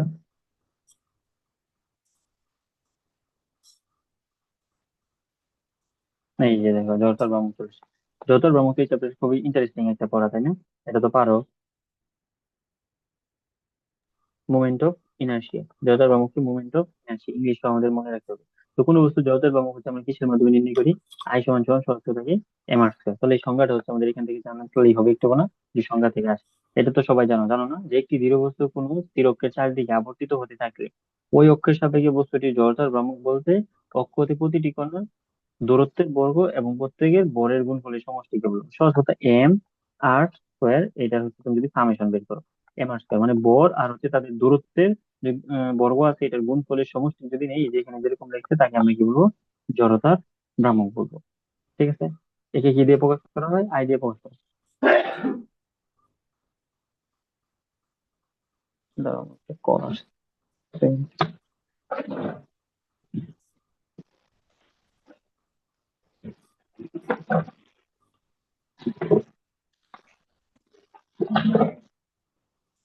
আচ্ছা দেখো, তাহলে এটা যদি পড়ি এরপর পরবর্তীতে এখান থেকে আসো যে আমাদের কি কি লাগতেছে, যতর ভ্রামকের হচ্ছে আমাদের কি লাগবে, এককটা লাগবে। ঠিক আছে, এককটা দেখো মেডিকেলে 22 23 করে চলে আসছে যতর ভ্রামকের একক। তারপর হচ্ছে যতর ভ্রামক কার কার উপর নির্ভর করে, কার কার উপর নির্ভর করে না, খুবই খুবই ইম্পর্টেন্ট, তিনটা খুবই ইম্পর্টেন্ট। ঠিক আছে, গুণন অক্ষের উপর অবস্থান, অক্ষের অবস্থানের উপর, দৃঢ় বস্তুর আকৃতির উপর, তারপর হচ্ছে দৃঢ় বস্তুর ভরের বিন্যাসের উপর। ঠিক আছে, খুবই ইম্পর্টেন্ট, এখান থেকে তো দুইটা কোশ্চেন আসছে। কোশ্চেন আসবে যতর ভ্রামক কার উপর নির্ভর করে, কার উপর নির্ভর করে না, আর কি একক আর মাত্রার সমীকরণ, পাবা না? খুবই একটা কিউট টপিক। তারপর হচ্ছে চক্রবর্তীর ব্যাসার্ধ, চক্রবর্তীর ব্যাসার্ধ হচ্ছে তোমার কি এম কে স্কোয়ার। এটা যে মনে রাখবো, আই সমান সমান এম কে স্কোয়ার। এই যে এই সিকোয়েন্সটা মনে রাখবো, কে সমান সমান root over I by M. Colour করে দিই, এই যে এটা মনে রাখবে। কে কি চক্রবর্তীর ব্যাসার্ধ, আই কি, আই হচ্ছে তোমার জড়তার ভ্রামক, আর এম কি, এম হচ্ছে বস্তুর বহর। এটা মনে রাখলেই হবে তোমার এখান থেকে। তারপর আর তেমন কোনো কিছু নাই। এই যে একটা জিনিস, গতিশক্তি, যে গুণন গতিশক্তি, গতিশক্তির সাথে উম, ধরো আমরা জড়তার ভ্রামকের একটা ইকুয়েশন নিয়ে যাই। দেখো, ইকে মানে কি, গতিশক্তি। গতিশক্তি। আর হচ্ছে এটা যদি এখানে লিখে আমি তোমার এখানে ই কে সমান সমান হাফ আই ওমেগা স্কোয়ার। এখানে ই কে কি, ই কে হচ্ছে আমাদের গতিশক্তি, আইটা কি, আই হচ্ছে কি জড়তার ভ্রামক। ভ্রামক, আর ওমেগাটা কি, কৌণিক কৌণিক বেগ। এখন ধরো একটা তোমার শর্ত হচ্ছে যে কৌণিক বেগ যদি একক কৌণিক বেগ থাকে, তাহলে একক কৌণিক বেগ থাকলে এখানে কি হবে, যে ই কে সমান সমান ধরো হাফ আই, ওয়ান স্কোয়ার তো ওয়ান স্কোয়ার শুধু ওয়ানই থাকবে তাই না? তাহলে ব্যাপারটা কিরকম আসে, যে তোমার টু ই কে সমান সমান আই, এরকম আসে না? জি ভাইয়া। আছে কিনা? তো যদি এরকম আসে, এই ঘটনাটাকে তুমি কি বলতে পারো, এই ঘটনাটাকে আমরা বলতে পারি যে হচ্ছে জড়তার ভ্রামক গতিশক্তির দ্বিগুণ, তাই তো? তো এইটাই এখানে বলতে, একক কৌণিক বেগে গুণনত বস্তু জড়তার ভ্রামক গতিশক্তির দ্বিগুণ। তাহলে এটা যদি তুমি একবার বুঝো তাহলে মুখস্থ করার দরকার আছে কোনো দরকার নাই। তুমি এই সূত্রটা মনে রাখবে, ইকে সমান সমান হাফ আই ওমেগা স্কয়ার, ইকে সমান হাফ আই ওমেগা স্কয়ার। ঠিক আছে, এটা দিয়ে মনে রাখলেই হবে। তাহলে আমরা টর্ক, টর্ক বা হচ্ছে বলের ভ্রামক, টর্কটা কি, টর্ক হচ্ছে তোমার ধরো নর্মালি আমরা বল বলতে যেটা বুঝি রৈখিক বস্তুর ক্ষেত্রে, গুণন বস্তুর ক্ষেত্রে তুমি যদি বল যেটা বুঝো সেটাকে আমরা টর্ক বলি। টর্ক হচ্ছে টাও দ্বারা সূচিত বা টাও দ্বারা প্রকাশ করা হয়। টাওয়ার ক্ষেত্রে মনে রাখবো হচ্ছে টাও সমান সমান আর ক্রস এফ। এই ক্ষেত্রে তোমার সিকোয়েন্স মনে রাখবে, আগে আর পরে এফ, আগে আর পরে এফ। এটা ধরো তুমি ধরো দরজা দিয়ে মনে রাখতে পারো যে এটা হচ্ছে ধরো আমাদের বাসার দরজা, এখানে হচ্ছে ধরো মাঝখানে ধরো একটা পয়েন্ট। তো নর্মালি হচ্ছে তুমি যখন তাকে বল প্রয়োগ করবা, তখন যখন বল প্রয়োগ করবে দরজার কি এই পাশে বল প্রয়োগ করলে সহজে খুলবে নাকি এই পাশে বল প্রয়োগ করলে সহজে খুলবে, এই পাশে না, সেকেন্ড অপশনে না? জি। তাহলে এখানে ধরো হচ্ছে তার ধরো এই অংশ দিয়ে কেন্দ্র করে ঘুরে, তাহলে গুণন অক্ষ থেকে তুমি যত দূরে দূরে যাইতেছে তত হচ্ছে তোমার আর এর মান বাড়তেছে, যত আর এর মান বাড়লে তোমার কি টর্কটা তত ক্রিয়াশীল হবে, তাই না? তাহলে এটা আমরা মনে রাখবো। এত কিছু ধরো যদি ভুলে যাও কোনো সমস্যা নেই, টর্ক সমান আর কোসেক, এটা তোমার মনে রাখলেই হচ্ছে। তারপর এটার একক কি, মাত্রা কি, এটা খাই না মাথায় দেয় একচুকুই। ঠিক আছে, দেখো একক পড়ে ফেললাম, তারপর হচ্ছে তো এই যে মাত্রা, একক মাত্রা, দ্যাটস ইট, আর কিছু লাগবে না আমাদের। ক্রস।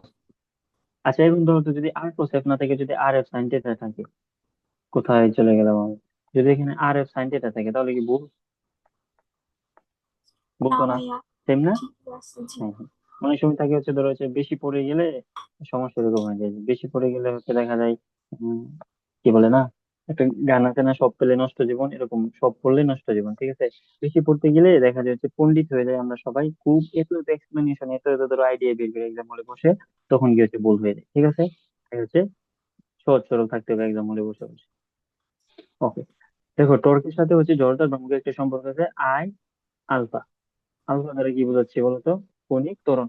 এটা আমরা মনে রাখবো এখান থেকে। ঠিক আছে, সূত্রটা লাগবে, আর কিছু লাগবে না তোমার এখান থেকে। এগুলো লাগবে না। লম্ব অক্ষ, দুইটা উপপাদ্য আছে আমরা জানি। কয়টা উপপাদ্য আছে? দুইটা, একটা লম্ব অক্ষ উপপাদ্য আর একটা কি সমান্তরাল অক্ষ উপপাদ্য। লম্ব অক্ষ যে উপপাদ্যটা আছে এটা কি দিয়ে প্রকাশ করি? শুধু এই লাইনটা মনে রাখবা, এর মধ্যে তিনটা অক্ষ ছিল না, এক্স অক্ষ, ওয়াই অক্ষ, জেড অক্ষ।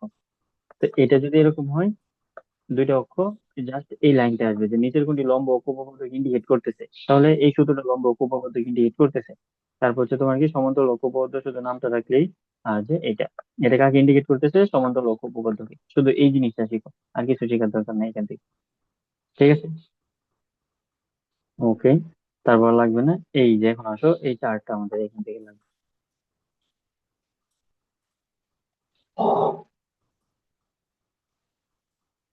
উম, আচ্ছা, ঠিক আছে, এটা দেখো।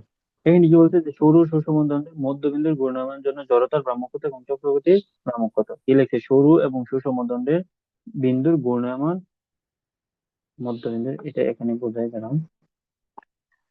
এইটা হচ্ছে ধরো আমাদের একটা সৌরদণ্ড। সৌরদণ্ড তো মোটা হয়ে গেছে। ওকে, ধরে নাও এটা একটা সৌরদণ্ড। এখন সৌরদণ্ডের যদি গুণন অক্ষটা মানে কোন দিকে বরাবর ঘুরতেছে, গুণন অক্ষ দুইটা ক্রাইটেরিয়া হতে হবে। একটা হচ্ছে সে মধ্যবিন্দু বরাবর হচ্ছে, আরেকটা হচ্ছে একেবারে ধরো পার্শ্ব বরাবর হচ্ছে। যদি মধ্যবিন্দু বরাবর হয় তাহলে মনে রাখবা এর জন্য তোমার জড়তার ভ্রামকটা কত হবে? 1/12 m l স্কোয়ার। ঠিক আছে, 1/12 m l স্কোয়ার। আর যদি এই বরাবর হয় তাহলে কত হবে? 1/3 m l স্কোয়ার। তাহলে এই জিনিসটা কি মনে রাখবা, কখন মধ্যবিন্দু থাকলে কি হচ্ছে, আর হচ্ছে তোমার প্রান্ত বিন্দু থাকলে কি হচ্ছে। ঠিক আছে, মনে করো মধ্যবিন্দু, তাই 12 দিয়ে ভাগ করতেছি, ছোট বানাই ফেলবো। আর যেহেতু প্রান্তে আছে 3 দিয়ে ভাগ করবো, একটু বড় থাকবে। মনে থাকবে না এটা? জি ভাইয়া। থাকবে কি থাকবে না?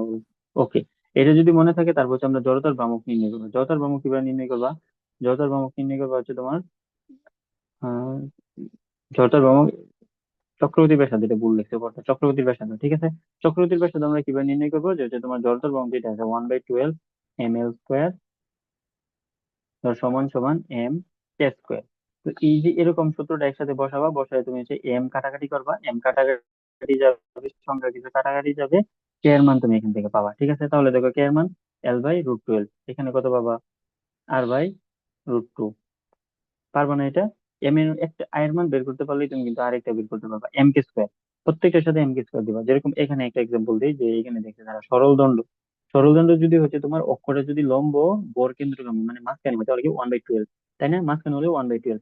আর এই যদি প্রান্ত বিন্দু হয় তাহলে যথাক্রমে কত? 1/3। মনে থাকবে না? মাঝখানে হলে 12 দিয়ে ভাগ করবা, এক পাশে হলে কত দিয়ে ভাগ করবা? 3 দিয়ে ভাগ দিবা। পারবা? জি ভাইয়া। ওকে, যদি এইটা পারো তারপর হচ্ছে চক্রবর্তী ব্যাসার্ধ। এখন চক্রবর্তী ব্যাসার্ধ তোমার এটা বের করা শিখতে হবে না? এটা হচ্ছে তুমি ধরো চাইলে একবার পড়ে রাখতে পারো, এক্সাম হলে যখন আসবে তুমি কি করবা? চাইলে শুরুতে স্কিপ করবা, শেষের দিকে আসবে ml স্কোয়ার, তারপর হচ্ছে m k স্কোয়ার। কারণ চক্রবর্তী ব্যাসার্ধ হচ্ছে এখানে সূত্রটা m k স্কোয়ার ছিল। দুইটার মধ্যে ইকুয়েশন করে তুমি কে এর মান বের করবা, কে এর মান বের করে দেখবা হচ্ছে কত আসছে? 2 √2 2 √3 মানে কি হচ্ছে √12 আসবে আর কি। তো √12 কে আমরা 2 √3 লিখতে পারি। কিভাবে লিখতে পারি বলো তো? √12, 12 মানে কি? √4 × 3। তো √4 যদি বাইরে চলে আসে তাহলে 2 হয়ে যাবে, 2 × 3। বুঝছো? তাহলে এই ইকুয়েশন দিয়ে কিন্তু তুমি ইজিলি বের করতে পারো, আলাদা আমাদের মুখস্থ করে চেষ্টা নেওয়ার দরকার নেই। ঠিক আছে, এটা তাহলে প্রত্যেকটার ক্ষেত্রে দেখো, বৃত্তাকার চাকতির ক্ষেত্রে কত, তারপর হচ্ছে তোমার ধরো কোনো বেশ সাপেক্ষে গেলে এটা জাস্ট হচ্ছে সূত্রটা একটু জেনে রাখবে, ব্যাস, সেটা আর কিছু লাগবে না। এই যে চুঙের ক্ষেত্রে জড়তার ভ্রামকের সূত্র কত? বর্গামী ও বৃত্তাকার রিং চুল মানে আংটি যদি লাগানো থাকে তাহলে ভাইয়া। জড়তার ভ্রামক কত? হ্যাঁ, কি কি বলছি বলছো? যে ভাইয়া এতগুলা সূত্র কেন? এত বললো তো তোমার সবগুলো তো ইম্পর্টেন্ট না। তুমি হচ্ছে শোষণ সরল যে দ্বন্দ্বটা আছে মাঝখান দিয়ে গেলে পাশে গেলে কি, এটা মনে রাখবা। বৃত্তাকার চাকতির ক্ষেত্রে দেখো 1/2 m² সহজ। আর কি পাবা? বৃত্তাকার চাকতি 1/2 m², চাকতি মানে কি প্লেটের মতো। আর যদি তোমার হচ্ছে ধরো বেলনাকৃতি চাকতিতে যাও, এটা ধরো বাদ দেও। যদি তুমি ধরো যে নিরেট চুঙের ক্ষেত্রে যাও, নিরেট চুং। আর যদি তুমি বৃত্তাকার ring মানে আংটির দিকে যাও তাহলে কি m²। আর যদি পাতলা হচ্ছে তোমার এই যে গোলীয় গোলকের ক্ষেত্রে যাও তাহলে 2/3 m²। 3-4টা সূত্র, এটা মনে রাখতে পারবা না? তো মনে রাখতে হবে, ডিরেক্ট আসবে তোমার যে নিরেট চুঙের ক্ষেত্রে নিচের কোনটি জড়তার ভ্রামকের রাশিমালা। ঠিক আছে, তো গুল গুল যেগুলো দিছে এগুলো পড়ো, তাহলে এবার বেশি লাগবে না। ঠিক আছে, দেখো এই যে তারপর দেখো, এই যে আমরা এত নিউটনের গতিসূত্রটা হচ্ছে আমরা বলছিলাম যে রৈখিক রৈখিক ক্ষেত্রে প্রযোজ্য। তো সেম ভাবে হচ্ছে কৌণিক ক্ষেত্রে তুমি তাকে কিভাবে কাজে লাগাইতে পারো, সেম জিনিস, জাস্ট হচ্ছে নামটা চেঞ্জ হয়ে যাবে। আচ্ছা বলো তো, যেটা হচ্ছে তোমার ধরো কি বলে, উম বল ছিল রৈখিকে, সেটা কণিকে এসে কি হয়ে গেছে, টর্ক হয়ে গেছে। তো সেম ভাবে দেখো যে প্রত্যেক ক্রিয়ামূলক হচ্ছে টর্কের একটি সমান এবং বিপরীতমুখী টর্ক আছে। আমরা আগে কি বলছিলাম যে প্রত্যেকটি বলের একটি বিপরীতমুখী বল আছে। এখন এসে কি বলতেছি, সবই ঠিকঠাক, শুধু বলের পরিবর্তে টর্ক হয়ে গেছে, তাই না? মানে আমরা আগে যা পড়ছি তাই এখানে হচ্ছে আবার রিপিট করতেছি। শুধু আগে যে আমাদের রৈখিক রাশিমালা ছিল, এখন রৈখিক রাশিমালা না দিয়ে আমরা কি দিতেছি এখানে, কৌণিক টার্ম গুলো ইউজ করতেছি। বলের পরিবর্তে টর্ক ইউজ করতেছি, ত্বরণের পরিবর্তে কৌণিক ত্বরণ ইউজ করতেছি, বেগের পরিবর্তে কৌণিক বেগ ইউজ করতেছি, বুঝছো? জিনিসটা এমনই, এত কঠিন করার কোনো দরকার নেই। তাহলে টর্ক সমান সমান আই আলফা, এই সিকোয়েন্সটা মনে রাখবা, সূত্রটা মনে রাখবা। টর্ক এবং জড়তার ভ্রামকের মধ্যে সম্পর্কটা কি, ঠিক আছে? এটা মনে রাখতে হবে। তৃতীয় সূত্র লাগবে না। ওকে। তারপর দেখো যে কেন্দ্রমুখী বল, কেন্দ্র বিমুখী বল, ইংলিশটা সব মনে রাখবা। Centripetal force. কেন্দ্রমুখী বলটা কি, যে ধরো এই বৃত্ত হয় না কেন আমার, একটা বৃত্তাকার পথে ধরো একটা জিনিস ধরো ঘুরতেছে। তো যখন হচ্ছে বৃত্তাকার পথে ধরো কাঠির মধ্যে তুমি ধরো একটা ধরো ইট পাটকেল বা কিছু একটা কণা টনা বেঁধে তুমি ঘুরাচ্ছ, তো বেঁধে যদি তুমি ঘোরাও সে তো ঘুরবে। তো ঘোরার ক্ষেত্রে তার কিন্তু দুইটা বল কাজ করবে, একটা বল চাইবে যে তাকে ছিটকে বাইরে নিয়ে যাক, আরেকটা কি, এই যে তুমি যে রশি বা রশি দিয়ে বেঁধে রাখছো, এই রশির বলটা তাকে কি বলবে, যে না ভাই তুমি ভিতর দিকে আসো।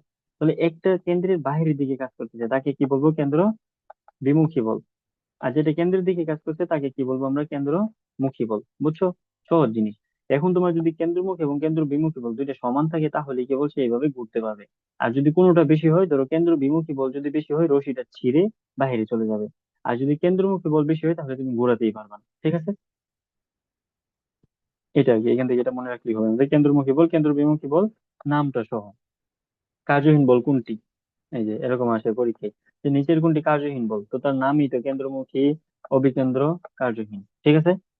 পারবা না? আচ্ছা এখন বলো তো, কেন্দ্রমুখী বলে তুমি এরকম একটা বস্তুকে ঘোরাচ্ছ, তাহলে কৃত কাজ কত হবে কেন্দ্রমুখী বলের দ্বারা কৃত কাজ? শূন্য ভাইয়া। শূন্য। কারণ কি, এখানে মধ্যবর্তী কোণটা কত হয়, বল আর সরণের ডব- বলে জানি না কি, ডব্লিউ আরে সমান সমান বলি নাই যে এফ, জানি না। ডব্লিউ সমান এফ এস কস থিটা। তাহলে কেউ যদি বৃত্তাকার পথে ঘুরতে থাকে, তাহলে তার এটা তো ডিম হয়ে গেছে। ধরো এবার ঠিক আছে। ধরো কেউ যদি হচ্ছে তোমার বৃত্তাকার পথে এরকম ঘুরতে থাকে, ধরো এই বরাবর আছে, তাহলে তার দিকটা হচ্ছে এইভাবে হয় না, তার স্পর্শক বরাবর হয় না? আর তাহলে টানতেছে এদিকে, তাহলে মাঝখানে তার কোনটা হয়, কোন কত হচ্ছে, 90 ডিগ্রি না? হ্যাঁ। বলো। তো 90 ডিগ্রি হলে এখানে কত থেকে 90 বসাবো, কস 90-র মান কত, জিরো। 0। তাহলে এটা কি, তাহলে এই কারণে কি কেন্দ্রমুখী বল দ্বারা কৃত কাজ করলো 0। কারণ কি, কারণ তাদের মধ্যবর্তী কোণটা কত হচ্ছে, 0 হচ্ছে, ঠিক আছে? এটা হচ্ছে আমাদের মনে রাখতে হয়। বিমুখী বলকে বলা হয় অপকেন্দ্র বল। শুধু সিনোনিম ইন্টোনিম এটা মনে রাখলে হয়। দুইটার ব্যবহার, কেন্দ্র বিমুখী কেন্দ্রমুখী বল দেখি কি করি আমরা। রাস্তার ব্যাংকিং, এটা তো হচ্ছে ধরো, আশা করি যারা এই চ্যাপ্টার কি সৃজনশীলের জন্য রাখছিল, খুবই একটা সুন্দর টপিক ছিল আমাদের, আনসার করার জন্য সহজ, tan থিটা সমান বি স্কয়ার বাই আর জি, এক সূত্র দিয়ে এক সৃজনশীল শেষ, তাই না? ভাইয়া। এটা কাহিনী মনে আছে? হ্যাঁ। সুন্দর টপিক না, এক সূত্র দিয়ে এক অঙ্ক শেষ। হ্যাঁ ইজি আমার ছিল। সময় আমার সময় কমন আসছিল। এতে সহজ আর কোনো কিছু হয় না আসলে, এক সূত্র দিয়ে সব শেষ। দেখো এখানে ধর এই বেসিক থেকে যখন হচ্ছে ধরো আমি কোনো এরকম বাঁকা রাস্তায় যাবো, তখন কি করে আমি একটা বাঁক নিয়ে ট্রাই করি। এখন বাঁক নেওয়ার জন্য রাস্তাটা কি থাকে, সমান থাকে, একটু উঁচু থাকে। যদি উঁচু না থাকতো, যদি ধরো আমি এই গতির মধ্যে গিয়ে এরকম বাঁক নেওয়ার ট্রাই করি, আমি কি করবো, ছিটকে বাইরে চলে যাবো, ঠিক আছে? এই জন্য একটু উঁচু অংশ থাকে, tan থিটা সমান বেস করবে আজি, এই যে এই সূত্রটা, ঠিক আছে? আর কিছু না। বা- বাঁকের উচ্চতা হচ্ছে তোমার ধরো, এটা মেডিকেলে তো আসবে না, একটু বেসিক একটু বলে রাখি। দেখো, বাঁকের উচ্চতা মানে এইচ, এখানে হচ্ছে থিটা, এটা হচ্ছে তোমার লম্ব, এটা হচ্ছে অতিভুজ। তাহলে সাইন থিটা সমান সমান কি, লম্ব বাই অতিভুজ না? তাহলে সাইন থিটা সমান সমান লম্ব উপরে এইচ, নিচে ডি, লম্ব বাই অতিভুজ। তোমার যদি এইচ এর মান দেওয়া থাকে, অতিভুজ দিয়ে কাজে লাগিয়ে তুমি বের করতে পারবা। পারবা? সাইন থিটা সমান লম্ব বাই অতিভুজ দিয়ে, ঠিক আছে? এই যে সাইকেলে আরোহীর বাঁক নেওয়ার জন্য হচ্ছে আমাদের কি, এই রাস্তার যে ব্যাংকিং, এটাকে কাজে লাগানো হয়। সেন্ট্রিফিউগাল, এটাই আর কিছু না এখান থেকে। গ্রহগুলোর গতি,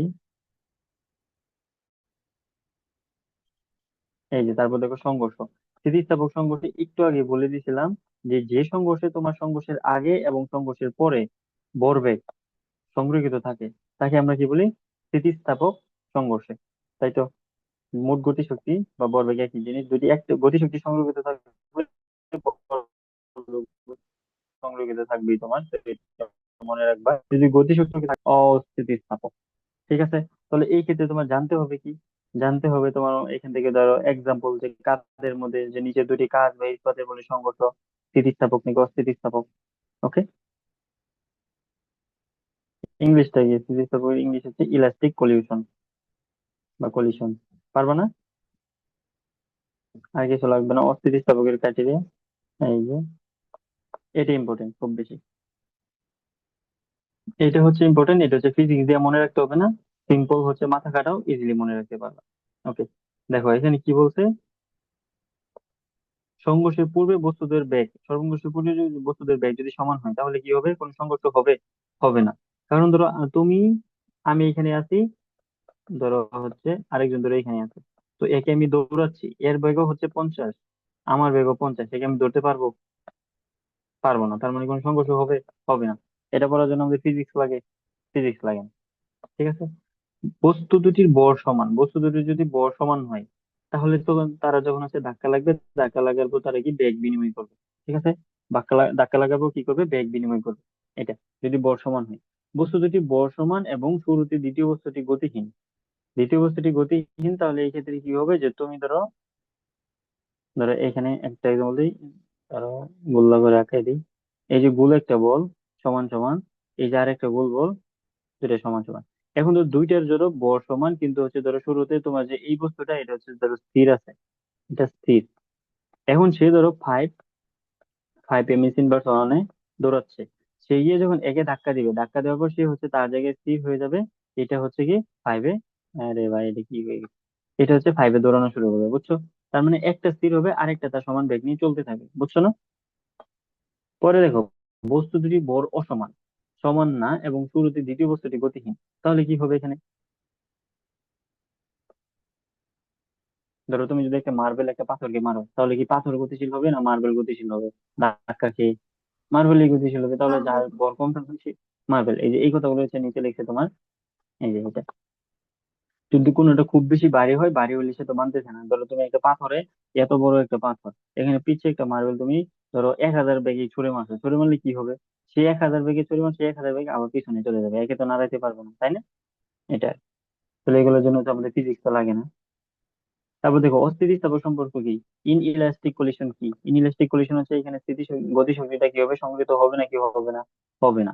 তার মানে বস্তুর আগের যে ভরবেগ, আগের যে গতিশক্তি একটাও সেম থাকবে না, আগে যদি 10 পয়সা পরে গিয়ে পাবা 5, তো যেহেতু সংরক্ষিত হচ্ছে না, তাহলে এই ক্ষেত্রে আমরা কি বলবো, এই ক্ষেত্রে বলবো অস্থিতিস্থাপক। আর যেটা স্থিতিস্থাপক, এই ক্ষেত্রে তোমার গতিশক্তি, ভরবেগ, মোট শক্তি যা আছে সবই সংরক্ষিত থাকে। ঠিক আছে, বিশ্বস্ত হাত, 10,000 টাকা রাখবা, 10,000ই থাকবে। আর তোমার ধরো হচ্ছে কি বলে, ফ্রেন্ডের মতো যদি কেউ থাকে, যে হচ্ছে ধরো 1,000 দিবা, তারপর ব্যাগ দিবে কত, অনেক ফ্রেন্ড আছে এরকম, কত ব্যাগ দিবে, যে ধরো কোনো সময় হচ্ছে ট্রিটমেন্ট এরকম করতেছে যে 1,000 নিল দিবে, অনেকে দিবে অনেকে দিবে না, এরকম আর কি। যেখানে জি। সংরক্ষিত থাকি সেটা স্থিতিস্থাপক, যেটা সংরক্ষিত থাকতেছে না সেটা কি অস্থিতিস্থাপক। সহজ না? জি ভাইয়া। ওকে, তারপর ঘর্ষণ, ঘর্ষণ কথার মানে কি, এটা একটা মিম ছিল না, যে জাহাজে জাহাজে দংঘর্ষ, এরকম, মানে সংঘর্ষ আর বলতেই পারে না। তো ঘর্ষণ হচ্ছে কাইন্ড অফ, যে একটা তলের উপর যখন আরেকটা তল, এরকম ধরো পৃষ্ঠে একটা তল আর তল যখন ডিরেক্ট কন্টাক্ট এসে তাদের মধ্যে কোনো চেঞ্জ হয়ে যায়, পরস্পর সংস্পর্শে এসে একে অপর দিয়ে চলতে চেষ্টা করে, সংযোগস্থলে গতির বিরুদ্ধে একটা বাধা দানকারী, এই কথাটা ইম্পর্টেন্ট। ঘর্ষণ বল একটি বাধা দানকারী বল, গতির বিরুদ্ধে বাধা দানকারী বল, একে আমরা কি বলি, ঘর্ষণ বা ফ্রিকশন বলি। এর হচ্ছে প্রকারভেদ কয়টা, 4 প্রকার, তোমার হচ্ছে এক্সাম্পল আসবে, যে নিচের কোনটি ঘর্ষণ বলে প্রকারভেদ নয়, ইংলিশ সহ মনে রাখতে হবে। ঠিক আছে, এটাই বেশি ইম্পর্টেন্ট। তারপর যে স্থিতি ঘর্ষণ, প্রত্যেকটার ক্ষেত্রে তুমি জাস্ট হচ্ছে ডেফিনেশনটা একটু জেনে রাখলেই হবে। স্থিতি ঘর্ষণ গুণাঙ্ক, স্থিতি ঘর্ষণ গুণাঙ্কটা কি, দুটি বস্তু পরস্পরের সংস্পর্শে থাকলে স্থিতি ঘর্ষণের সীমান্তিক মান এবং অবিলম্বী প্রতিক্রিয়ার অনুপাতকে স্থিতি ঘর্ষণ গুণাঙ্ক। আসো রাশিমালাটা দেখিনি, এই যে mu S F S by R, mu S F S by R. ঠিক আছে, এই স্থিতি ঘর্ষণ গুণাঙ্কের হচ্ছে কোনো একক নেই, এর মান সর্বদা একের চেয়ে ছোট হয়। তাহলে এই ক্ষেত্রে আমরা কি মনে রাখবো, একের চেয়ে ছোট হয় কি হয় না এটা মনে রাখলাম, আর শুরুতে তো প্রকারভেদ। আর তোমার এই ক্ষেত্রে হচ্ছে তেমন কিছু লাগবে না। তারপর হচ্ছে যে ঘর্ষণ কোণ, ঘর্ষণ কোণের টেনজেন্ট ঘর্ষণ গুণাঙ্কের সমান, এটা লাগবে। ঠিক আছে, যা দাগা দিতেছি তাই, একটা অক্ষর হচ্ছে এখান থেকে বেশি পড়ার দরকার নেই। ঠিক আছে, তারপর দেখো স্মৃতি ঘর্ষণে হচ্ছে তোমার সূত্রাবলী। সূত্রাবলী লাগবে যে ঘর্ষণ বল সর্বদা গতির বিরুদ্ধে কাজ করে, এটা না বললেও জানতা, ঠিক আছে না? তারপর হচ্ছে স্থিতি ঘর্ষণ সীমান্তিক মান অভিনয় সমানুপাতিক। এই যে একটু আগে প্রথমে যে সূত্রটা দিলাম, স্থিতি ঘর্ষণ বল পরস্পরের তলের উপর নির্ভর করে, স্পর্শতলের ক্ষেত্রফলের উপর নয়। তলের উপর নির্ভর করে, ক্ষেত্রফলের উপর নয়, স্বাভাবিক। কারণ ধরো তুমি কোন তলে যাচ্ছ, তুমি ধরো একটা স্মুথ সার্ফেসের উপর দিয়ে যাচ্ছ, তাহলে কি এক্ষেত্রে তোমার ঘর্ষণ বলটা কিরকম হবে? আরেকটা হচ্ছে তুমি রাফ একটা সার্ফেসের উপর দিয়ে যাচ্ছ, এক্ষেত্রে তোমার ঘর্ষণ বলটা কিরকম হবে? টাইলসের উপর দিয়ে গেলা, আরেকটা হচ্ছে তোমার আনপ্লাস্টার, মানে প্লাস্টার করা নেই এমন একটা ওয়ালের উপর দিয়ে দিয়ে দাও, তাহলে ওই ক্ষেত্রে বেশি হবে। বেসিক। এই যে গতি ও ঘর্ষণের হচ্ছে তোমার সূত্রাবলী সেম, আর কিছু নাই। এই আর কি। এই ওভারঅল হচ্ছে ধরো আমাদের পড়াশোনা, বুঝছো?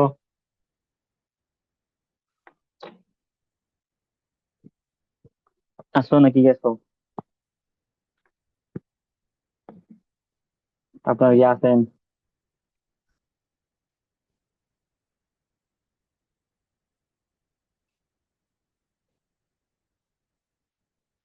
হ্যালো? জি ভাইয়া, আছি, বুঝেছি। বুঝছো? তাহলে চ্যাপ্টার আচ্ছা। কিন্তু তো মোটামুটি। আচ্ছা। ভাইয়া, এই চ্যাপ্টারে তো হচ্ছে ওই জড়তার সূত্র থেকে বেশি আসে, আর ভরবেগের নিত্যতার সূত্র মানে সংরক্ষণশীলতার সূত্র এটা। আর ওই যে ওই ওই বাঁকের যে অঙ্কগুলো থাকে, যে বেগ দ্রুতির যেটা, এই হম তিনটা হম হম টপিক পড়লেই তো এনাফ, তাই না? হম হম তিনটে টপিক পড়লে না, তুমি ধরো যেটা বলছো এটা ইসিসির জন্য আর কি। তোমার ধরো যে টেন থিটা সমান পি স্কয়ার বাই আর জি, এটা দিয়ে যে তোমার মেডিকেলে মেথ আসবে এটার কোনো সম্ভাবনা নাই, নাও আসতে পারে। ঠিক আছে? তোমার এই ক্ষেত্রে ধরো ছোট আচ্ছা ছোট আচ্ছা। প্রত্যেকটা এই চ্যাপ্টার থেকে যদি মানে মেডিকেলের জন্য বলো যে, হ্যাঁ হচ্ছে মেডিকেলের জন্য এই যদি বলি টাইপ। আমরা, হম এটাই বলা। যদি মেডিকেলের জন্য যদি আমরা বলি যে বিভিন্ন একক মাত্রা বললাম, এটা আসলো যে তোমার কোয়েশ্চেন করবে নিচের কোনটি স্থিতিস্থাপক সংঘর্ষের উদাহরণ, নিচের কোনটি অস্থিতিস্থাপক সংঘর্ষের উদাহরণ, তারপর হচ্ছে তোমার আসলো নিচের কোনটি সত্য সত্য না, এরকম আর কি। আর জড়তার ভ্রামক থেকে তোমার ধরো সর্বোচ্চ এম এর মান দেওয়া থাকবে, এল এর মান দেওয়া থাকবে, বলবে হচ্ছে জড়তার ভ্রামক নির্ণয় করো। বলে দিল যে সুষম কাঠি যেটা হচ্ছে অক্ষগত মধ্যবিন্দু, তো তুমি এম এল স্কোয়ার দিবা, 12 দিয়ে ভাগ দিবা। এই যে এরকম মেথড, তোমার খুব পেঁচানো কোনো মেথড না এটা। আর হচ্ছে যে আমরা বল বললাম না, চারটা বল, চারটা মৌলিক বল, চারটা এই আপেক্ষিক কার থেকে কত কে কত গুণ বেশি শক্তিশালী, এরকম পড়াশোনা, বুঝছো? বুঝছো? এটা আর কি। তো ওভারঅল হচ্ছে তুমি এখন, তোমরা এখন কিভাবে পড়বা যতটুকু হোক, তোমরা তো বুঝছো যতটুকু। এখন আবার চাইলে যদি এখনই পড়ে ফেলো, তাহলে ধরো পৃষ্ঠাটা একটু দেখলা, বই তোমার বই থাকলে বই, বা আমি তো পিডিএফ দিয়ে দিবো, চাইলে পিডিএফ দেখতে পারো অথবা বই। এটা কমপ্লিট করে যতটুকু দাগানো ততটুকুই পড়বা। এরপর হচ্ছে তুমি ইসাক স্যারের অনুশীলনী নিয়ে বসো। অনুশীলনটা যদি কমপ্লিট করতে পারো এনাফ, তাহলে ধরে নেবা যে চ্যাপ্টার আমার পড়া হয়ে গেছে। ক্লিয়ার? বুঝছো? বুঝছো জি নাকি? ভাইয়া, বুঝছি। ও, ওকে। তাহলে এটাই, তাহলে ধরো আমরা আমাদের হচ্ছে কেমিস্ট্রির জন্য কর্মমুখী রসায়ন ছিল, কালকে ধরো কর্মমুখী রসায়ন করবো, সাথে ধরো আরেকটা পড়ে ফেলবো। এটা হচ্ছে তোমার ধরো শৈবাল অংশটা পড়বো, কর্মমুখী রসায়ন আর শৈবাল। কর্মমুখী রসায়ন কে কে পড়ছো, কে কে পড়ো না, আজকে একটু আপডেট নিয়ে রাখি। আমি পড়েছি কর্মমুখী রসায়ন। ইনফরমেশন কেমন, কম না বেশি? ইনফরমেশন মোটামুটি ভালোই, মানে দুধের ওই যে কলোয়েডের ওইগুলো, তারপরে হচ্ছে টয়লেট ক্লিনার, তারপরে সুগন্ধি, মানে হুম এক একটা যে টাইপ আছে হুম ওই টাইপের, মানে আবার আচ্ছা। কার, হুম হ্যাঁ ক্যালোরিফিক, আচ্ছা। যে দুধ, ভেড়ার দুধ ওইগুলো। বুঝছি। ওই চ্যাপ্টারটা হচ্ছে ধরো যারা একেবারে পড়ো নাই তাদের কাছে হয়তো একটু মনে হবে যে কেমন ফালতু একটা চ্যাপ্টার, এতে তো মুখস্থ। তো হ্যাঁ, মানে মানসিক প্রথম, হুম হুম জি, এটা ধরো একটু মুখস্থ মানে বেসড আর কি, যেখানে ইনফরমেশন মুখস্থ করতে হয়, বুঝছো?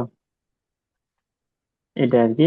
তো কালকে আমরা কর্মমুখী রসায়ন পড়বো, শৈবাল ছত্রাকের শৈবাল অংশটা ভাইয়া, করে ফেলবো। তাহলে কর্মমুখী, হ্যাঁ বলো। এটা শেষ করে দিছেন? হ্যাঁ, তুমি চলে গেছিলে বলে নাকি? হ্যাঁ, কখন চলে গেছিলা? 2 মিনিট আগে।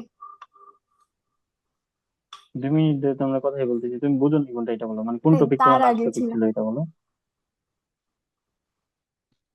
আমি ভাইয়া তুমি এক লাস্ট কোন মিনিটের জন্য টপিকে ছিলাম নামছো? না। 1 মিনিটের জন্য ছিলাম না শুধু।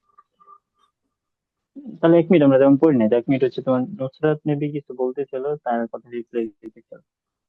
আচ্ছা ভাইয়া, সমস্যা নেই, রেকর্ড তো থাকবে। হ্যাঁ, তাহলে কালকে হচ্ছে ধরো আমরা পড়বো কি কর্মক্ষেত্রে রসায়ন আর শৈবাল, বুঝছো? ভাইয়া আপনি একটু তাড়াতাড়ি শুরু করার চেষ্টা করিয়েন। সন্ধ্যায় শুরু করবো দাও তাহলে। হ্যাঁ, ঘুমাই যায় না আবার। ঘুমাই যান। আচ্ছা ঠিক আছে, ওকে, আল্লাহ হাফেজ। আমি লিংক দিয়ে রাখবো না তোমাদেরকে ক্লাসে, এটা তারপর দেখে নিও তোমরা যাদের লাগবে। টাটা। আচ্ছা ভাইয়া, আসসালামু আলাইকুম। ওয়ালাইকুম সালাম। আসসালামু আলাইকুম। ওয়ালাইকুম আসসালাম।